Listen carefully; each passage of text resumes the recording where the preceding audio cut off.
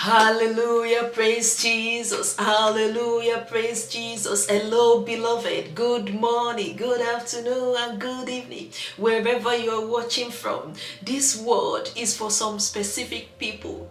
I hear the Lord saying, "Sing, O barren, sing, O ye sons and daughters, for I am opening the windows of heaven. There is a sound of abundance of rain. By rain, this is not just literal rain, but rain in your finances, your health, and every dry place in your life." Thank you, Jesus. There is a lady watching. You have been in so much pain and discomfort. I mean unbearable pain.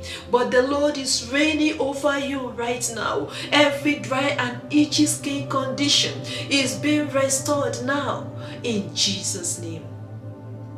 Because the Lord has to reign and rule over your head, and He is restoring you to wholeness in Jesus' name.